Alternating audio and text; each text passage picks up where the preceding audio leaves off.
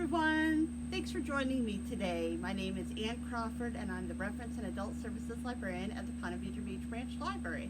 And today I wanted to present 2020 page-to-screen adaptations, which I admit didn't quite turn out the way that I thought that it would.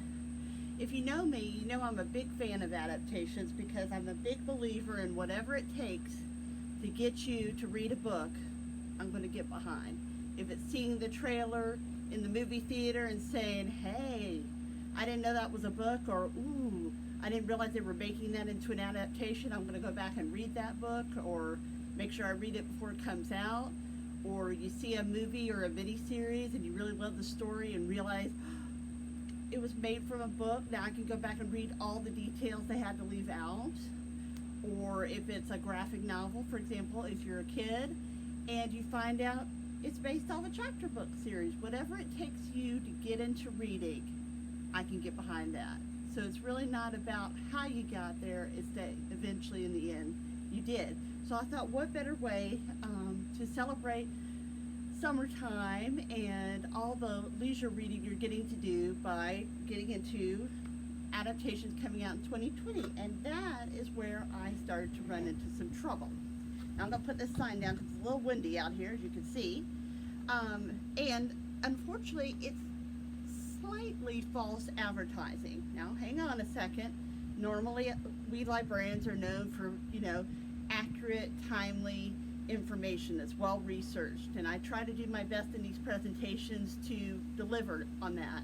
And normally, for an adaptations presentation, I would tell you, this is the medium it's coming out on, in that it's either going to be a movie, or it's going to be a mini series on TV or being streamed, and it's coming out this month, and all those different kinds of details. And that's what threw me. Because of COVID-19, things are a little pear-shaped, so shall we say. So all of these things, all of these adaptations were intended for 2020. Whether or not they're actually going to come out in 2020 is probably less likely. So you may be looking more at 2021, but they were intended for 2020. So technically it's not false advertising. Just you might not get to watch them in 2020. You may have to watch them in 2021. But that doesn't mean that they're any less engaging or any less worth reading or getting excited about if you've already read the book and now you're wondering, how is that going to translate to the screen? As you know, if you've ever watched a page-to-screen adaptation, which most of us have in one shape or form, you know that it's not always a guarantee that it makes a really seamless transition to the screen. Sometimes it'll surprise you, like really surprise you in how good it is. Sometimes it'll be like, that was a good adaptation, but I still love the book. Because, you can learn so much more about the characters and the plot. And there's so many things that have to be left out unless you want to sit in the theater or in front of your TV for 12 hours, which these days, maybe that's not so bad. And then, unfortunately, you have some adaptations that really fall flat, and you just sometimes don't know until you watch them. They've got all the right elements going for them, and it just doesn't quite work, or doesn't live up to your imagination. So we're going to hope that these are going to live up to your imagination and get you excited either about reading these books or pondering how these books that you may have already read translate to the screen. So we're going to dive in, and I apologize if I don't have the level of detail I usually do. It's just because everything is a little bit of a moving target these days. So we're going to start with the most fun we ever had. And the most fun we ever had represents a trend that I'm seeing in page-to-screen adaptations, which as a woman I love, which is more female-driven or female-centric tellings. For example, Big Little Lies was a great example. Instead of seeing these women as the wives of somebody else, the girlfriends of somebody else, the mothers of the children, they were women, fully developed women in their own right. And you really got to see life in their perspective of this murder mystery, if you will, from their eyes. And sometimes you got to see each other, their lives from different characters' eyes, all of which were women, which I think is really interesting because, let's say, maybe going back just as far as 5 years or so ago, that wasn't always the case. And now there seems to be an explosion of it. They've hit a market and realized, hey, women are interested in female-driven stories. You know, they enjoyed Big Little Lies. They enjoyed Little Fires Everywhere and things like that. So now they're snapping up these books sometimes even before they get published. That's how far ahead of the game they're getting. So this is actually a new book, and I don't think it was either snapped up right before it got published or right after it did. So definitely want to put yourself on the wait list for some popular actresses have optioned this, I believe, for another mini-series. So, you know, if you like Big Little Lies, you like Little Fires Everywhere, this could be your next thing that you'd really enjoy. I'm going to guess probably in 2021, but, you know, 2021 may be upon us quicker than we think. Next, a classic, Death on the Nile, Agatha Christie. So, she's had Murder on the Orient Express come to the big screen, and now we're gonna have Death on the Nile. And Agatha Christie is kind of like the grandmother of a lot of different mystery stories now. You know, Standing on the Shoulders of Giants. You know, Agatha Christie is kind of like the birth of all of the modern day mysteries we have now. Agatha Christie is your classic. She never goes out of style. So this will be interesting to see how this is portrayed with today's actors and today's technologies, and of course now with, you know, things being a little, you know, different with movie theaters and how comfortable people feel about going into theaters. A lot of movie theaters are optioning to let people pay for the movies in the comfort of their own home and watch the big flicks on TV, which for people like me who are parents, that's a great thing. You don't need to get a babysitter. You just wait till your kids are in bed, and then you can fire up the TV and watch that new movie. That was certainly the case for Hamilton on July 3rd, which I'll be doing a presentation about very soon in the next 2 months, all about trying to entice you to get that library card, the National Library Card sign-up month in September. So if you've got any big Hamilton fans out there, watch out for that. But that was what a treat that was on July 3rd. So I'm really hoping they do Agatha Christie justice, because she certainly deserves it. All right, so next up we've got another Margaret Atwood adaptation, Alias Grace.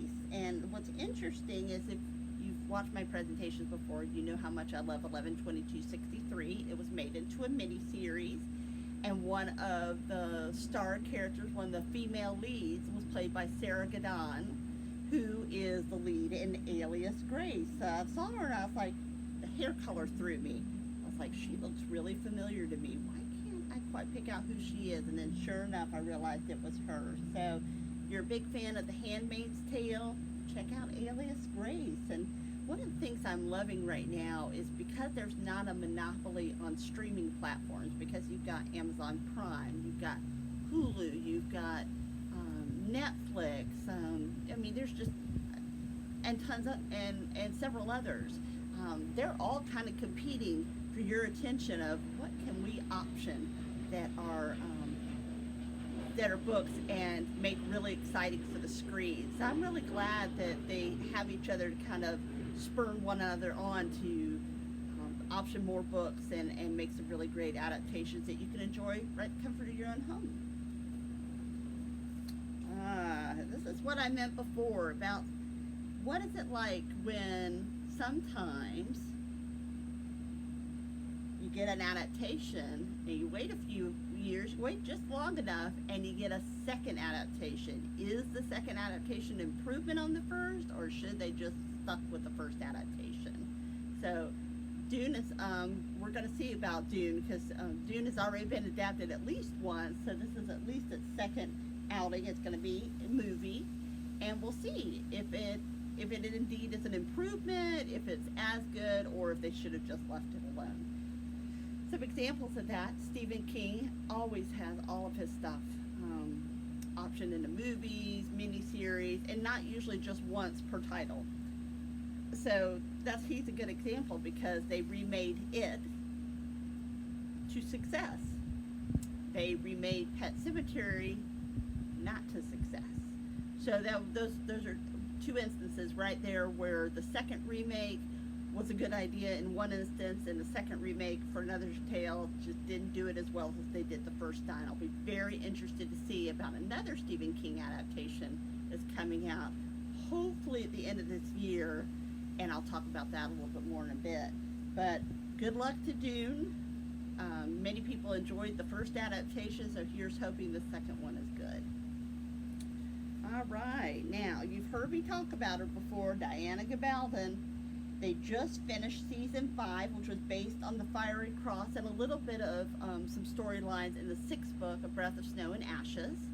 And the DVD comes out on September 15th, so I do have those details.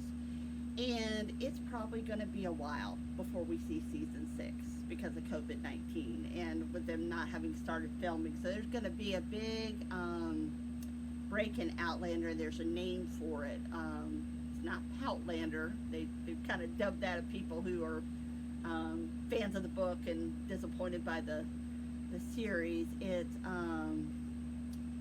it'll come back to me. This happens to me every presentation. My goodness, I'm trying to cram all this stuff in my head, and you know, I either figure it out before the end of the presentation or it wakes me up at 3:30 in the morning. I'm really hoping it's the former.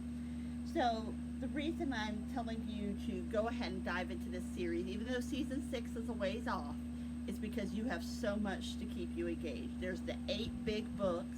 Book number 9 is supposed to come out at the end of this year, and I really hope that's the case. Then there's a whole bunch of side books. There's the 5 seasons, I should say, of the series on Stars, and we own the first 4 seasons on DVD in the library, and I'm sure we'll pick up that 5th season in September when it comes out. So dive into Outlander if you're interested in time travel, history, romance, any number of things. You'll find something to love in this series. And like I said, fingers crossed that the 9th book comes out at the end of this year, because the fans have been waiting for years for that 9th book. And I believe she is also planning on writing a book about Jamie's parents, a prequel novel. And I want to say she's planning on writing another side novel. I don't know if it's about Lord John. I don't think it is. Another side novel, kind of like some of the other side novels that she has. So she's got a few different things in the works, but I'm really hoping she focuses on book number 9. So definitely a series worth jumping into, in my opinion. Now, if you like your corset dramas and your historical fiction with a dash of soap opera, Netflix has this coming for you, Bridgerton, which is a series, and this book is The Duke and I believe this might be the 8th book in the series. I'm not sure. So if you're really into series and you like reading about characters over a span of time, you really might want to dive into Bridgerton by Julia Quinn. Like I said, Netflix and Amazon Prime and Hulu and all those streaming platform stars, they are all having a ton of fun right now trying to outdo each other, and I'm here for it. Absolutely. Good old Margaret Atwood. We talked about Alias Grace, so I had to mention The Handmaid's Tale, which is on Hulu.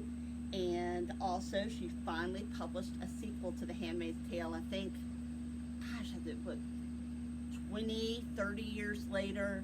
And it came out last fall, 2019, and it's called The Testaments.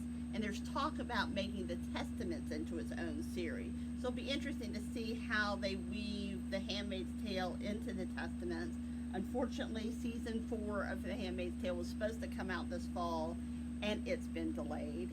But again, 2 incredible books, an incredible series to watch. It is not an easy series to watch, but a very thought-provoking series to watch. And you know, it's like I said, those dystopias, you can't help but think, goodness, could you get there? Could we end up there? And the goal is, especially in this case, especially if you're a woman, let's not end up there. Let's definitely not be wearing these clothes and all that represents. So I do highly encourage you to read The Handmaid's Tale and The Testaments and go and watch the series, because it really is gripping and spellbinding, and like I said, most of all, thought-provoking. All right, so then we've got Hold the Dark. I'm not sure when this is going to come out, but again, an adaptation. So if you like your suspenseful novels, this is William Giraldi. So I do recommend that. You know, very kind of haunting cover here. So, you know, this is probably just a standalone book, and sometimes that's a great thing. Sometimes that really gives the opportunity for them to just go in one time with that story and then leave it alone. So we've got Hold the Dark. And again, I'm disappointed that so many of these aren't coming out in 2020, but given our current situation, it's not too surprising. All right, time for our secret word. If you're part of our summer reading program, or let me encourage you to dive on into our summer reading program, the code word for today is Best Summer 15. So that's Best Summer 15, and you can earn points and badges for your summer reading program. So continue to stay with me. But that's the code word that you need for this presentation to log on to Read Squared and get your points.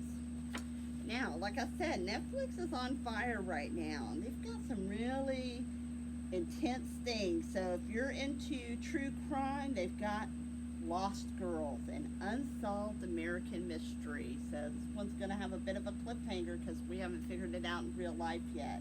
And it's going to be a Netflix film, and it's one of those things, again, kind of like Unbelievable, which you may have watched already, that just impactful and thought-provoking. And in this case, I really hope they come up with an answer. Sometimes the answers aren't easy, and sometimes we have to kind of look within ourselves. So how are we going to get those answers? How are we going to get past our own maybe deep-seated prejudices to see the truth for what it really is? So if true crime is your thing, then I recommend The Lost Girls, and it's coming out as a Netflix film. And speaking of Netflix is on fire, I'll tell you what, Netflix has Mudbound, Hillary Jordan, coming out, and this will be interesting because I can tell just by this picture they've got some well-known actors and actresses in this, and sometimes that works to your advantage, and sometimes it just doesn't. So I'm really hoping in this case it does work to their advantage. It looks like a really engaging film. Like I said, Netflix is just on fire. It was hard to keep up with all the things that they're coming out with. So clearly Netflix is wanting your bid for being its streaming service. And again, Mudbound. But like I said, when it's a film, I really recommend reading the book, because unlike a mini-series, there's so much to cram into one film that you're not going to possibly capture it all. So you'd want to go back and read the book and get those details you missed. And Netflix, again, I'm telling you, I hit the jackpot with Netflix. I was overwhelmed by Netflix in a really great way. So Netflix has been around a lot longer than some of the other streaming platforms, and it's really having to fight for its supper. So now we've got Napoli Ever After, which is also going to be a Netflix film. So there you go. And it's just going to show there's a lot of diversity that Netflix is offering. And like I said, I think Netflix really had to up its game when it realized there were all these streaming platforms out there competing for the same market. And, you know, unless you've dropped cable, you're probably not necessarily going to pick up 3 and 4 different streaming platforms. So in the case of a family that has to say, which one am I going to pick up? You're going to pick up the one where you think you're going to watch the most things. So like I said, Netflix is trying to sing for its supper. All right, then we've got News of the World, a National Book Award finalist by Paulette Giles. So another probably single adaptation, unless they decide to make it into a mini-series. And again, these could come out in 2020, they could come out in 2021, but what's stopping you from going ahead and reading the books right now?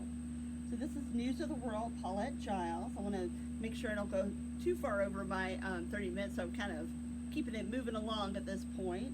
But you can always go back and watch this video and, you know, scroll through the different titles that I had and jot them down and, you know, see if we have them in print, if we have them in ebook, or maybe we have them in both.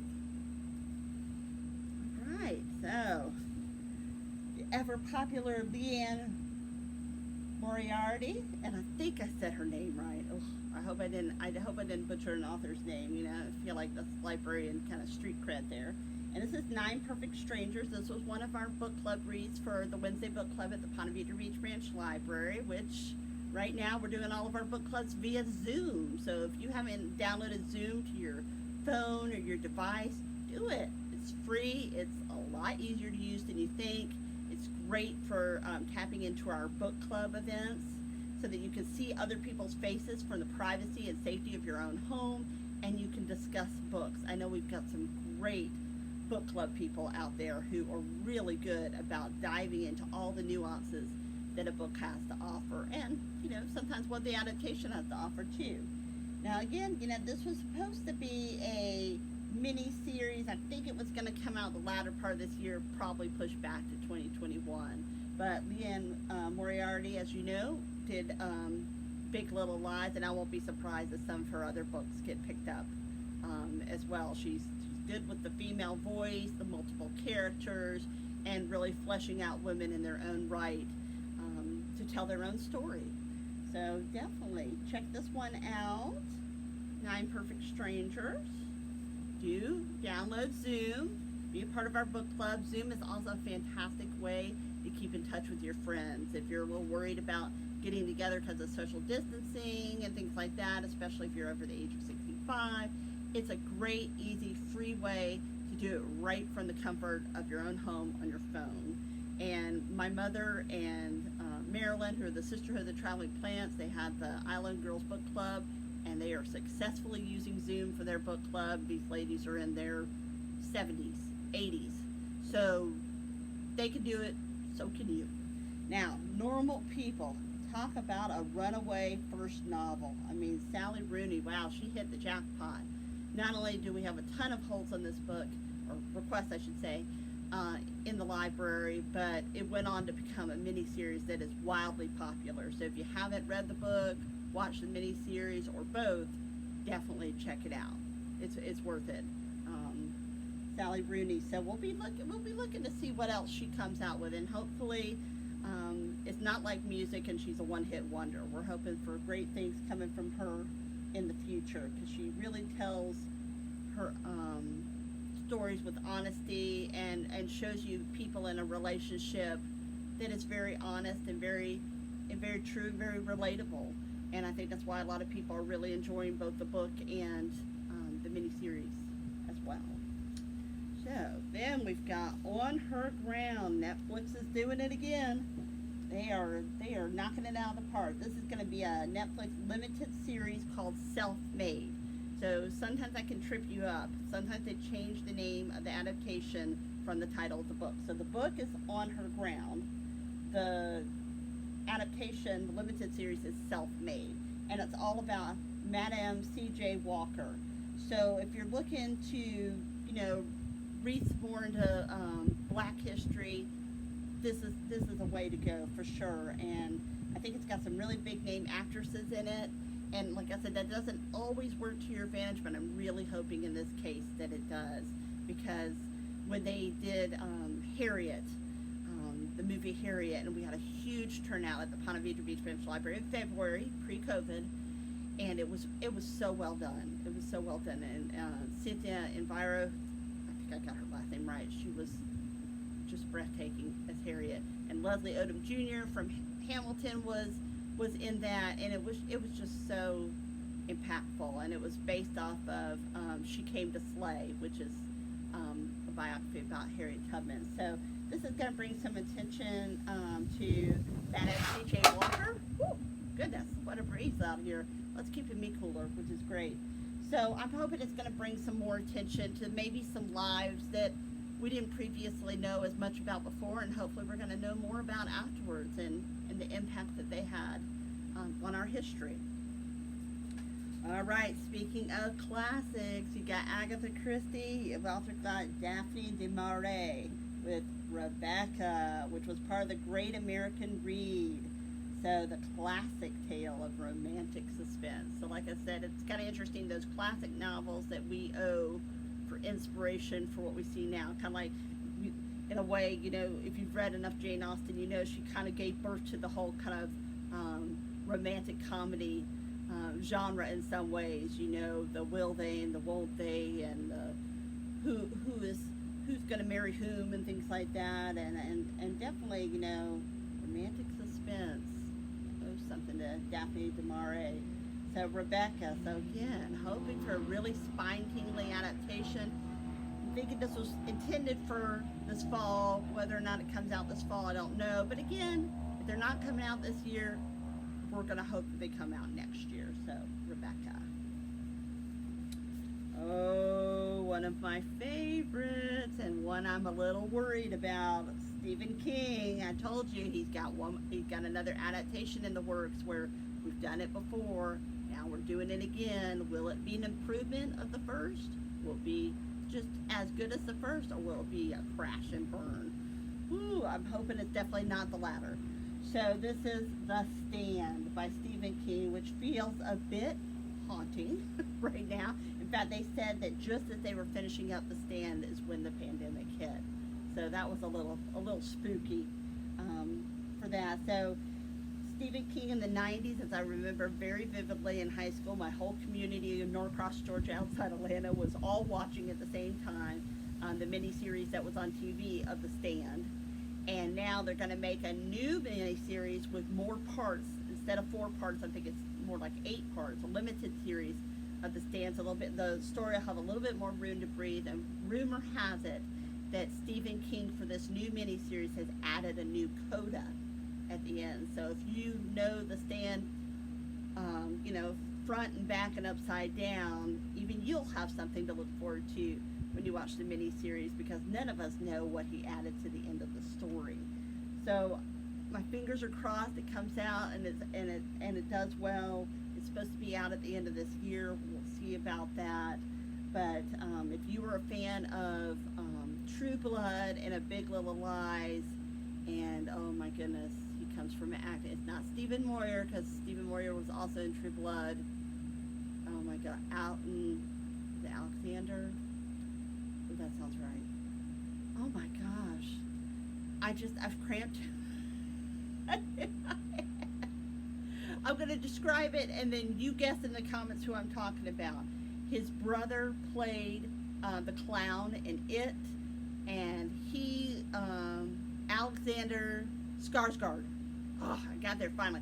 Alexander Skarsgård got cast as Randall Flagg, so that's going to be really interesting, because he has cut his teeth more than a few times, pun intended, on some deliciously bad characters, and Randall Flagg certainly is one of those, and reappears in other Stephen King novels.